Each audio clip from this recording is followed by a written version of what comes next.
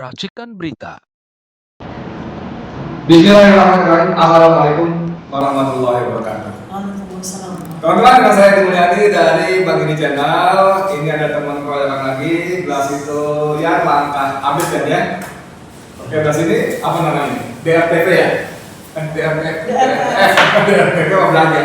DRTF, Dokter Prima. Ada Sawa, ada Kawan, ada Wiwos dan sebagainya. Wah, kita koleksi ya. Saya minta jagoan kita Abdullah Al-Qadiri. Tambahin Muhammad 12. Bagus ya. Abdullah Al-Qadiri ini pengacara senior yang spesialis membantu kriminalisasi terhadap ulama dan aktivis, dan saya salah satu pasien dia dulu membantu saya. Dan waktu saya diperiksa soal kilometer 50, kita dengar sama begini kan tenang gimana udah tenang setelah ini guys baru akan menjadi korban, tapi mudah-mudahan Allah jaga beliau ya dari makan orang jahat ya, yang di oleh netizen disebut kudas, kudis dan buram sekolah sih. Udah di sini malah nggak ada aja ya. Dokter Tima, gimana dok, sehat ya? Masya Allah. Saya untung nggak dicembur, nggak dimarahin istri saya kalau saya bilang boleh kan dokter cantik tapi Bandung. Dok, saya ke dokter dulu boleh ya? Jadi spasi ya. Oke. Teman-teman, tadi barusan kita ada press conference dipimpin oleh beliau ini, ketua tim pembela pengacara Dokter Tima dalam kasus ijazah palsu dan kawan-kawan itu. Tadi sedikit dieksplor bagaimana Dokter Tima bicara, mohon maaf kalau saya nggak tepat dengan kodak tapi gadok antara ijazah Jokowi dan Pasar Pramuka yang kemudian diterbaca di mana. Bahkan Dokter Tima secara menunjukkan ingat tanggal-tanggalnya gitu. Nah, ini kenapa tadi dokter bicara soal itu terang? Soalnya sebentar. Kan ini kan tiba-tiba di torso jadi kan bunyi kenceng nih ya. Jebret gitu ya. Sebetulnya itu barang lama, kita udah bisik-bisik mendengar. Cuman di torso yang udah jebret keluar. Monggo dok. Ya sebetulnya kan kasus dugaan tentang ijazah yang bermasalah ini kan udah 10 tahun kalau kita hitung dari sejak 2016 ya. Waktu itu disuarakan oleh seorang pemberani namanya Pak Bambang Menteri yang disusul dengan Gus Dur. Nah itu sebenarnya kan bergulir terus. Kemudian juga sudah Bang Roy Suryo, Dr. Roy Suryo itu juga sejak tahun 2017 juga sudah mulai bersuara mempermasalahkan soal kejanggalan detail-detail dari ijazah yang sampai dengan hari ini masih kita permasalahkan. Nah, saya sebagai peneliti sebenarnya juga menjadi sebuah panggilan gitu ya, karena bukan sekedar naluri, bukan sekedar sebuah nurani, tapi memang ini kewajiban. Allah kan memberikan kepada kita tugas macam-macam ya, masing-masing sesuai dengan bidangnya gitu. Nah, saya bidang saya adalah peneliti. Peneliti itu jangankan ijazah janggal, batu yang janggal aja kita teliti gitu. Batu yang asli aja kita teliti. Kalau itu udah kerjaan lagi gimana? Kan memang itu tugas kita kan. Ini batu kalau letaknya di sini nih mesti kita eksplorasi nih, kenapa batu itu letaknya di sini bisa disebut. Apalagi ini adalah sebuah dokumen publik ya. Kita bicara harus kita benar-benar kita perkuat ya. Frame dokumen publik ya Pak Abdullah Al-Qadiri ya. Ini adalah sebuah dokumen publik, bukan dokumen privat. Karena dokumen ini sudah menjadi barang publik. Ketika seseorang yang memiliki dokumen ini menjadi pejabat publik, ya, jangankan dokumen ijazah, apa yang dia beli di dapurnya aja kan sudah jadi barang publik. Ya kan LHKPN kan? Apa saja hartanya sebelum dan sesudah dia, selama dia menjadi pejabat itu kan diceritakan semua di LHKPN ini. Walaupun diduga kuat nggak semua dilaporkan ya. Ya, walaupun sebetulnya iya. Apalagi kalau ternyata barang-barang yang dibeli itu adalah menggunakan uang negara, misalnya, ya kan, dapat apa ini. Apalagi ini adalah sebuah lembaran ijazah yang menjadi dasar legitimasi ya. Dan dengannya dia bisa menjabat segala macam itu, gitu kan, gitu. Maka inilah yang mengusik ke jiwa penelitian saya untuk terus. Nah, kemudian yang sampai sini bentar. Saya mau ke sebelah. Tetangga saya tadi bilang waktu kelas ini dokumen publik. jangankan ijazah, bahkan harta. Iya. Harta pun publik berhak tahu melakukan pengawasan. Ini materi penjelasan gimana? Jadi begini, kita kalau ke ijazah ya. Jadi begini, Pak Jokowi ini kan sebelum dari presiden, yang gubernur, kemudian sebelumnya dari wali kota dan sebagainya. Ketiga jabatan tersebut itu salah satu persyaratan utamanya adalah ijazah. Ya, persyaratan utama itu ijazah. Karena itu merupakan persyaratan menjadi pejabat publik, maka sudah pindah dari privat dokumen pribadi menjadi dokumen publik. Ya kan? Karena dokumen publik punya konsekuensi bahwa itu namanya aja publik, ya kan? Jadi semua orang warga negara Indonesia khususnya itu boleh mengakses, boleh mengetahui, boleh cari tahu. Bolehnya itu bagaimana? Harus lewat prosedur khusus, hanya pengadilan. Kan ini kan nggak dia ngomong saya tidak akan tunjukkan ijazah kecuali permintaan pengadilan. Sekarang begini, itu kan masuk ke lembaga publik ya, istilahnya. Termasuk yang dimaksud lembaga publik itu termasuk UGM itu termasuk lembaga publik, universitas publik kan, lembaga publik. Karena pada waktu itu kan UGM didatangi, ya kan, dimintain informasi masalah ijazah dan sebagainya. Karena hanya mengatakan bahwa ada ijazahnya dan sebagainya, kan. Tapi tanpa menunjukkan hal yang lain. Biasanya kalau alumni di situ itu kan ada orang lain lebih besar, ada ini, ada itu. Anggap aja itu. Masa nggak punya dia kopinya dan sebagainya, ya kan? Masa saya ingat bahkan kita itu kan setelah diberikan pada yang bersangkutan, mereka punya kopinya, punya duplikatnya dan sebagainya. Minimal punya catatan lah terhadap alumninya itu. Itu tidak diberikan informasi. Hanya dikatakan saja. Katanya, ya kan? Nah ini yang menyebabkan penasaran. Mencoba juga pada yang bersangkutan sebagai bapak bangsa dan sebagainya. Harapan mereka itu ada semacam kooperatif lah, ya kan? Sekarang warga negaranya datang ke sana mempertanyakan ijazahnya, ya kan? Sebagai bapak bangsa seharusnya dia menunjukkan lah kalau memang ada. Itu pertanyaan, ya kan? Ingat nggak Obama pada waktu itu kan juga dilakukan warga negaranya, dan kelahirannya, dia tidak dianggap tidak lahir di Amerika. Tapi apa yang terjadi? Ya tunjukkan ya apa birth certificate ya, certificate of birth-nya dia, atau akte kelahiran dia lahir di Amerika. Udah selesai tunjukkan, ya kan? Ini kan tidak, bahkan dengan disembunyikannya ijazah ini terjadi korban. Ada orang di penjara di sini. Jadi bukan tiba-tiba mas, Bung. Ini bukan tiba-tiba, tapi ada korban.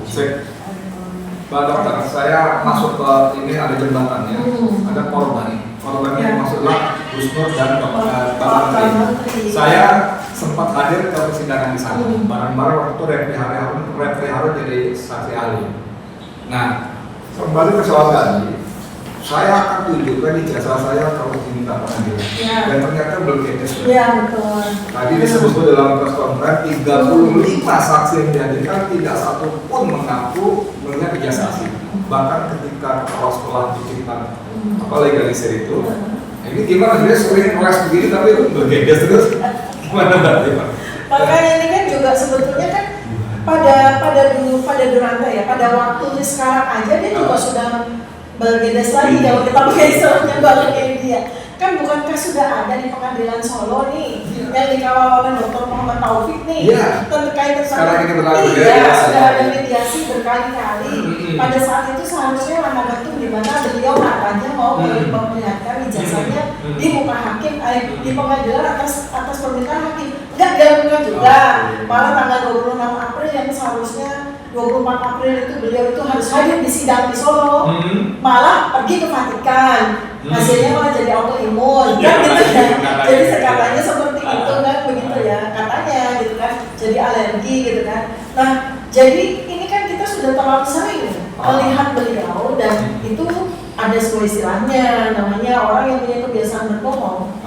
Itu namanya mitomani. mitomania. Jadi ini kita berhadapan dengan seseorang yang sangat apa ya, sangat fasih sekali. Ketagihan bohong. Sangat adiksi dia berbohong. Sehingga kita menjadi selalu sudah tahu polanya bahwa apa yang dia katakan itu berbeda 180 derajat dengan apa yang terjadi. Itu gitu kan. banyak kejiwaan ya. Mitomania dia Kalau termasuk kita mencuri itu apa? Kleptomania. kalau kleptomania itu kan ketagihan mutil. Ini mitomania itu ketagihan berbohong. Jadi bagi dia berbohong itu sesuatu yang biasa, gitu kan? Jadi gini dok, soal dokumen tadi, jangankan masuk pengadilan ya, jangankan ijazah. Saya kan menuntut Jokowi juga di Pengadilan Jakarta Pusat tentang kebohongan dia.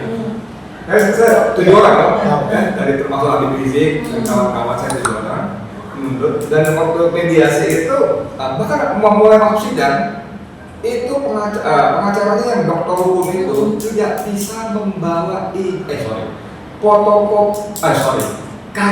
asli.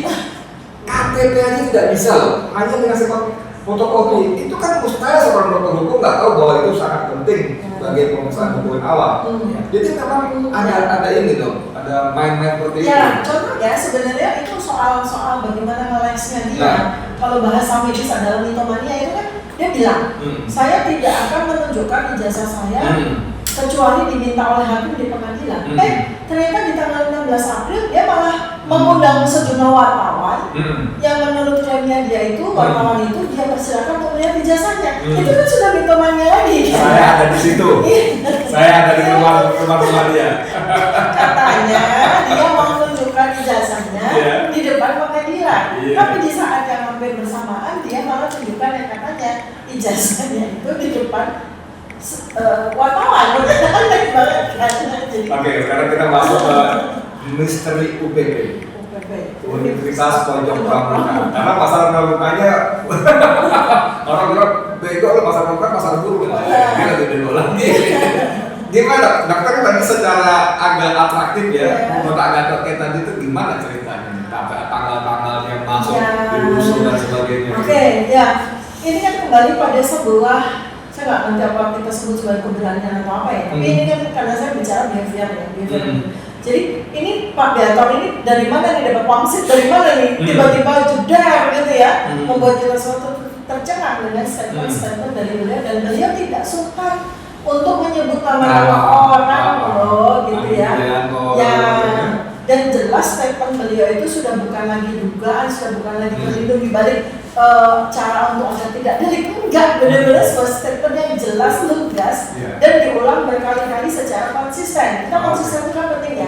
Melihat orang itu bohong atau jujur itu kan dari konsistensi apa yang disampaikan. Kita melihat berkali-kali Pak Gatot ini konsisten menyatakan bahwa dia tahu ya ada sejumlah orang, dia sebut juga nama-namanya tanpa inisial, yang membuatkan ijazah sarjana ya Pak Joko Widodo ini di UPP. Di UPP. Dan orang-orang itu tertegun karena kok beda ya sama orang yang diperkenalkan kepada kita sebagai Joko Widodo. Apa bedanya fotonya? Nah dari situ kan sebetulnya kalau saya kecurigaan saya terhadap kejanggalan ijazah itu kan dari foto itu. Karena kata saya kan kata seorang dokter ahli anatomi ya, satu-satunya ahli anatomi yang bisa mengklaim bahwa dia ahli adalah dokter kan, ahli anatomi. Jadi kejanggalan itu pada foto tersebut jelas ini bukan dari detail-detail anatomi yang ada di foto ijazah tersebut ya, yang beredar ya, saya bilang yang beredar, dan kalau kebenaran oleh Pak Gatot itu diakui bahwa itulah ijazah yang dibuat di UPP Universitas Pojok Pramuka. Ya saya dari dulu bertahun-tahun lalu ini bukan yang jadi presiden yang ada di foto tersebut gitu ya, itu ya dari sisi itu. Nah jadi kan menariknya gimana? Saya sudah orang yang attention to detail sekali. Jangan lihat barang gede, kecil-kecil itu saya lihat gitu, saya mampu melihat itu, makanya saya hafal sekali dengan tanggal kronologinya, dan itu kemudian berencana saya bertanya kepada tim TPUA yang mengajukan aduan masyarakat di Baris Krim, ya kan, Desember 2024. Nah, UPP ini, ya Universitas Pojok Pramuka ini kan dinyatakan ditutup tahun 2012 saat Pak Joko Widodo terpilih menjadi gubernur DKI Jakarta. Oke ya. Kemudian ketika dia naik jadi presiden di tahun 2014, gubernurnya kan menjadi Basuki Cahayapurnama, Ahok, ya kan? Nah, Ahok itu memerintahkan penutupan permanen dan pembongkaran dari Paku PP itu, Pojok Pramuka itu dibongkar tahun 2015, dibongkar. Tapi di antara 2015 sampai 2024 Desember, ya itu sebetulnya masih ada beberapa yang masih beroperasi secara diam-diam di situ. Di balik sunshine itu kan ditutup ya dari 2015. Jasa skripsi dan dokumen ya. Dokumen, mau ijazah kek, mau KTP kek, mau STNK kek, mau BPKB, apapun mereka bisa buat. Ya, itu nah itu tuh di situ ya. Nah kemudian secara coincidence tiba-tiba terjadi kebakaran hebat sekali di bulan Desember 2024. Soalnya itu baru banget, soalnya itu habis. Nah, secara insiden pula pada saat itu bulan Desember itu pula TPUA menyampaikan laporan terkait ijazah. Jadi kok pas banget nih, gitu loh. Iya. Itu. Dok, sementara gini tentang kode KPK itu tadi termasuk saya kurang waktunya segala macam. Boleh nggak saya bertanya, apakah Dr. Tifa menduga itu semua bukan kejadian ujuk-ujuk tapi dari saya untuk menghilangkan barang bukti? Itu aja pertanyaan saya. Ya, ini di sini saya bukan insan hukum ya, tapi ya sebagai peneliti ya, sebagai peneliti dan ini di aspek behavior, di aspek perilaku. Kan setiap terjadi sesuatu, misalnya kita lihat ya sequence, kemudian kita lihat analogi dari sisi perilaku ya. Ada kasus di Kejaksaan Agung, ya kan? Apa tuh waktu itu tuh korupsi besar, ya kan waktu itu ya. Tiba-tiba Kejaksaan Agungnya dibakar. Bilangnya tukang puntung rokok lagi. Nah, pokoknya kayak gitu dan itu sudah terlalu sering terjadi. Ya kan, misalnya ada yang lagi diusut tentang korupsi di Pasar Jaya, tiba-tiba pasarnya kebakar, kan kayak gitu. Ini terjadi 10 tahun itu menghasilkan sebuah similarity perilaku gitu loh. Similarity perilaku, nah ini juga kan, ini kita lagi bahas tentang ijazah dan ternyata dibuatnya di situ, ya udah situsnya dibakar, kayak gitu kan. Jadi kan sebuah perilaku yang konsisten terjadi gitu ya.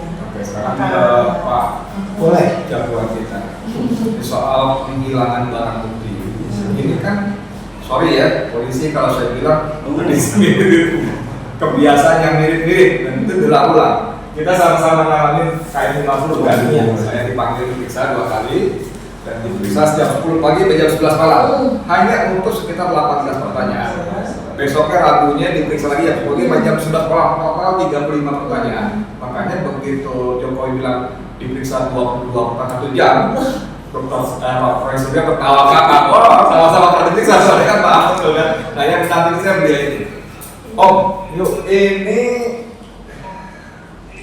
Badan Krim punya kebiasaan main-main dengan barang bukti, ya. Kilometer 50 itu tadi disebut dalam press conference ratusan orang kali. CCTV otomatis barang-barang mati. Bahkan lokasi ke address area itu hilang. Bagaimana seorang praktisi hukum? Ya itu kan fenomena ya, memang begitu. Yang kami tidak menuduh ya, tapi fakta-fakta itu seringnya setiap ada kasus besar yang seperti di kantor agraria dan sebagainya, itu selalu ada seperti itu, ya kan, seperti itu. Artinya ada yang terbakar, ada yang dibiarkan dan sebagainya, ya kan. Itu orang menduga bahwa itu memang dari bisa ya, supaya tidak bisa ditelusuri dan sebagainya. Tentunya yang termenyangkut Bung Edi ini kilometer 50 jatuhnya ya. Yang tadinya situ ada rest area, terus nggak ada lagi. Selain pertama dilarang ditutup dulu. Iya. Akhirnya dihapus. Iya. Iya, artinya ya kalau memang itu terbukti dan bisa dibuktikan bahwa itu perilaku ya. Artinya tidak ada kebal hukum, walaupun polisi pun juga kalau memang ada pelanggaran ya. Pelanggarannya kalau kita lihat KUHP atau KHP apa seperti apa ancamannya? Ya ancamannya ya orang namanya barang bukti ya pidana penjara juga. Jadi dia tidak kebal hukum kan. Semua ya, di jaksa kan sering juga yang tertangkap karena ada satu desain untuk rekayasa dan kan artinya ya selama ini kan orang membiarkan, karena jujur aja seperti Jokowi ini contohnya ya, dulu itu kan bisa dikatakan nggak ada yang melapor. Ya. Karena fenomena-fenomena itu jika ada orang melaporkan sesuatu malah dia di masyarakat. Ya. Itu. Karena kemarin kan mau dibegitukan juga kan. Salah satu contoh TPUA. Jelas TPUA itu sebagai pelapor. Yang melaporkan, bukan yang terlapor.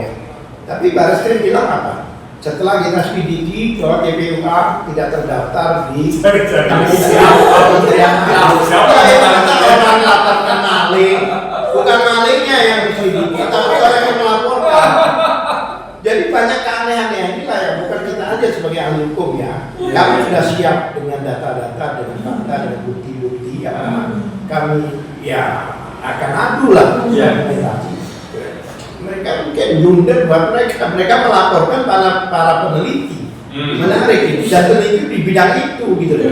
Ya, buktinya respon contohnya. Respon ini kan sangat sebagai seorang dokter sering digunakan sebagai ahli di persidangan, bahwa yang fenomena dulu Jessica itu kan dia juga itu sebagai ahli yang dihadirkan, ya kan? Artinya ya ini blunder ini, makanya itu. Dan satu hal lagi yang saya heran, biasanya perkara-perkara kecil saja itu biasanya polisi sudah menurunkan humasnya, menurunkan Kompolnas untuk dialog. Ini enggak, malah selalu satu orang yang pensiunan itu, ya kan, yang kadang-kadang saya bingung dan penjelasannya kalau di lalu lintas ganjil genap lah. Jadi akhirnya sama ini ngomongnya ini, sama ini ngomongnya ini gitu. Kayak waktu di LC bertemu saya waktu itu kan saya bilang bahwa ya saya tahu, saya bilang udah gimana sih saya dengar tapi saya lihat karena saya kuasa hukum ingat itu semua data saya lihat seperti apa gitu. Menurut saya kasihan dengan bapak itu ya. Tapi dia katakan kemarin itu bahwa dia tidak mewakili kepolisian. Ya nggak bisa. Cuman yang saya perkara kecil saja mereka bisa turunkan apa? Saya kepingin lah dialog dengan Kompolnas atau dialog dengan Humas Barreskrim atau siapalah, ada DPR lah, siapapun juga akan dihadapi. Ya kan? Karena balik soal bukti saksi dan bukti rekayasa barang bukti dalam macam itu kan mereka bukan cuma merekayasa barang bukti, juga pada saat memberikan keterangan itu kan menyebarkan kebohongan. Betul dong? Iya. Sebentar, konferensi pers ya. Salah satu bilangnya tembak-menembak sesama polisi sampai bikin ada peluru di dinding sudutnya begini kan dalam macam itu kan kebohongan semua. Saya di penjara karena dituduh menyebarkan berita yang tidak utuh, kegaduhan. Babang Tri, Gus Dur, hal yang sama. Polisi berkali-kali itu nggak ada apa-apain. Lah iya, seperti Anda contohnya. Anda kan kena kasus hanya gara-gara bilang gen buang anak. Padahal yang Anda katakan itu suatu istilah di semacam diberi bahasa. Peribahasa menyatakan tempat sepi, jarang orang situ pengen buang anak. Tapi ditanggapi seolah-olah itu suatu peristiwa pidana. Kalau kayak gitu, pepatah itu jadi semua orang yang mengadakan apa istilahnya peribahasa itu kan kita contohnya ada pura-pura dalam perahu, nggak ada pura-pura dalam perahu tangkap dia, itu kan nggak bisa begitu. Panjang tangan, tangannya pendek nggak ada tangkap.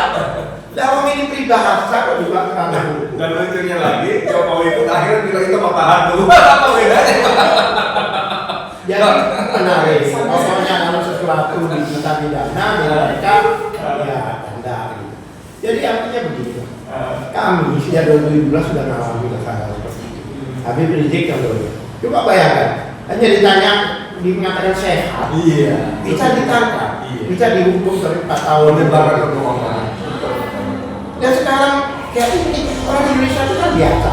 Gimana kabarnya sehat, tapi ternyata ada obat di kantornya. Wah bohong dia, tangkap masuk penjara. Dan inilah, ini hal-hal yang sifatnya apa ya? Kita sudah mengalami hal seperti itu. Kemarin masalah teroris kalau saya boleh terbuka, itu ada flash disk yang sudah dimusnahkan oleh negara tahun lalu. Putusan pengadilan dihadirkan lagi dalam persidangan. Itu pun laboratorium Barreskrim, makanya saya tidak percaya. Enggak, sebagai penutup bilang dalam salah satu cuitan Twitter di X ya, di Twitter itu menyebut nama Dr. Jul. Oke. Ya. Memang buat saya ini lebih expert lagi nih. Karena kita bicara ijazah palsu, tiba-tiba dokter itu bilang ini emang Jokowi palsu kan.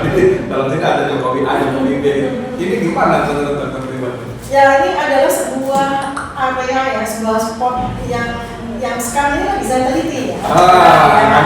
Saya teliti nih dalam konteks apa yang disampaikan Dr. Zul itu kan sebetulnya udah terjadi sebuah bisik-bisik tetangga kan, gitu kan. Karena kok aneh ya, gitu kan, pada beberapa foto kok tinggi badannya kok beda, gitu kan. Kemudian ada beberapa foto kok tidak sinkron, kemudian apalagi yang kita lihat dari apa yang disampaikan Pak Menteri di 2 bukunya, gitu kan. Ini kok kayaknya ada imposter. Kalau dalam bahasa Pak Dr. Zul menyatakan cloning, gitu ya. Itu kan sebuah area-area yang saya kembali lagi, jangankan kayak gitu. Batu aja saya teliti kalau janggal. Ini apakah ada kemungkinan cloning? Apakah ada kemungkinan ada imposter? Imposter itu ada 2 sosok yang memerankan satu sosok yang sama, gitu kan. Seperti itu. Kemudian ada kesesuaian dari sisi anatomi, tinggi badan, kemudian juga raut wajah yang beda dan sebagainya. Itu kan menglantik rasa ingin tahu saya sebagai tidak bukan sekedar rasa ingin tahu yang mau saya puaskan, kewajiban saya untuk memberikan sebuah jawaban yang akurat, yang valid kepada masyarakat. Nah, jadi ini mohon bersabar. Saya sedang melakukan penelitian walaupun iya, tapi sudah ada hipotesis, bukan cuma sekedar asumsi, tapi belum layak untuk saya publish ya, gitu. Tapi lanjut. Sebelumnya sebuah nama Hari Mulyono yang konon katanya ijazahnya dipakai. Pakai sebutan ijazah dong, kemudian tiba-tiba Dr. Jul menyaringkan bisik-bisik, kan?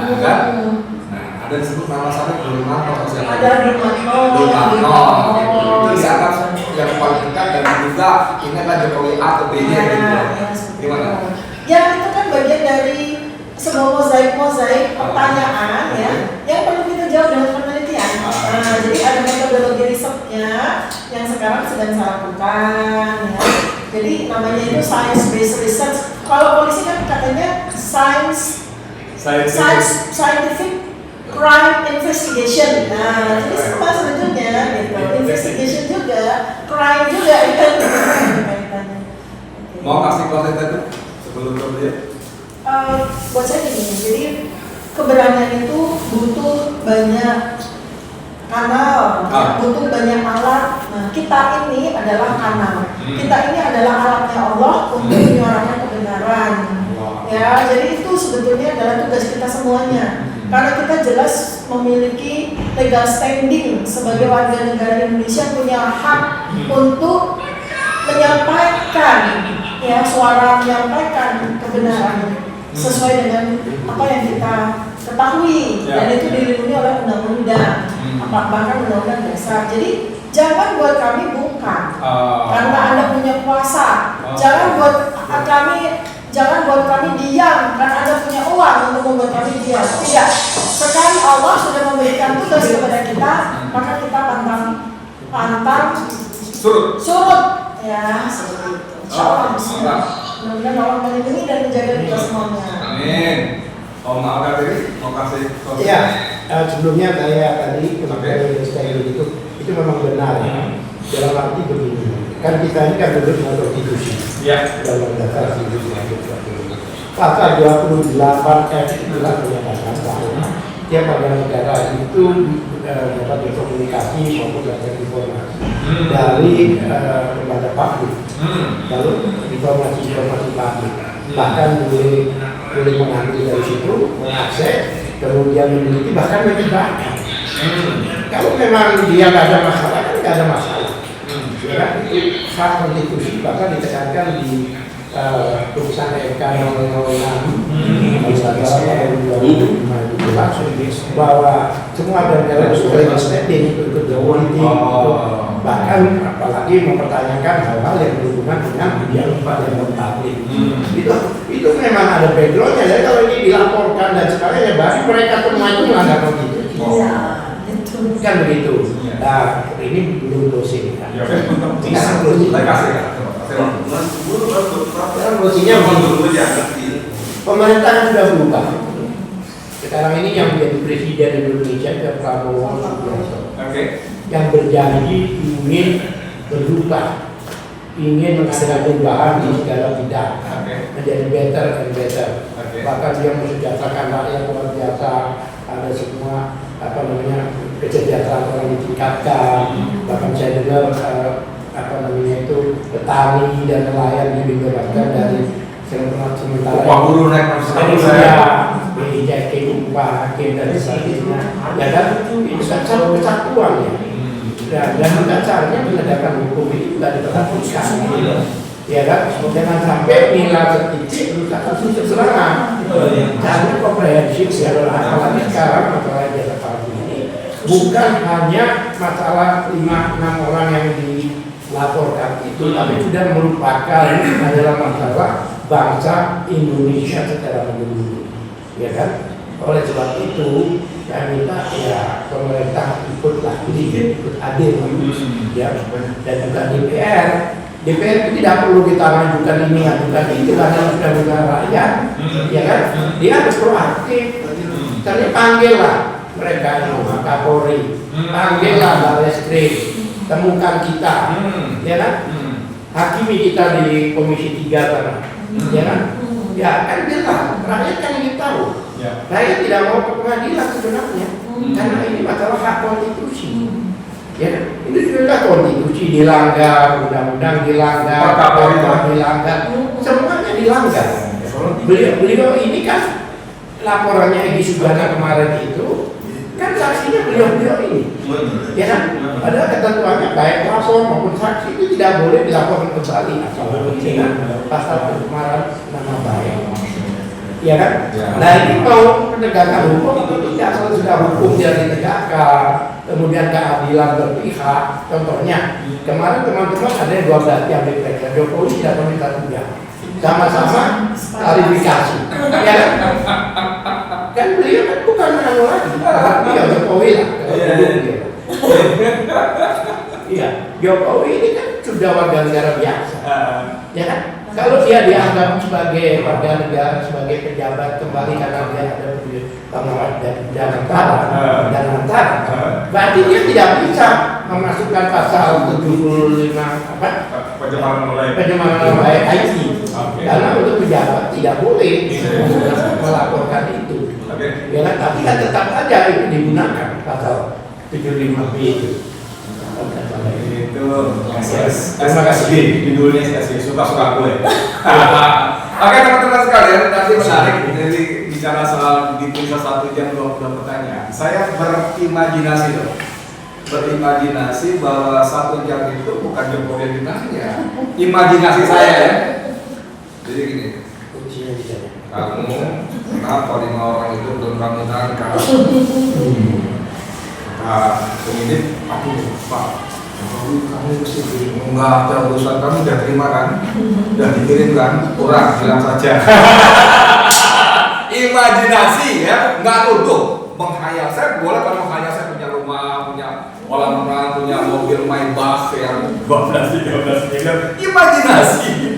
Oke teman-teman sekalian, saya ingin tutup kalimat Dr. Bima tadi. Kalau sekali, jangan bungkam kami karena kalian punya kuasa.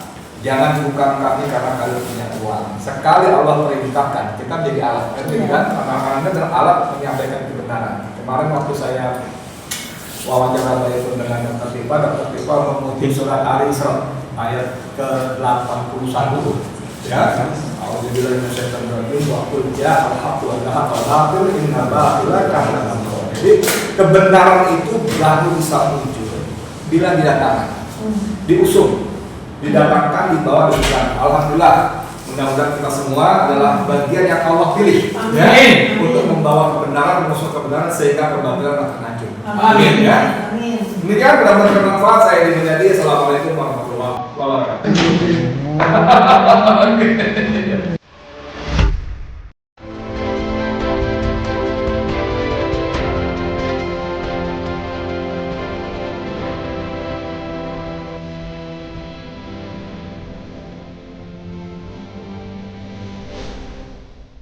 Racikan Berita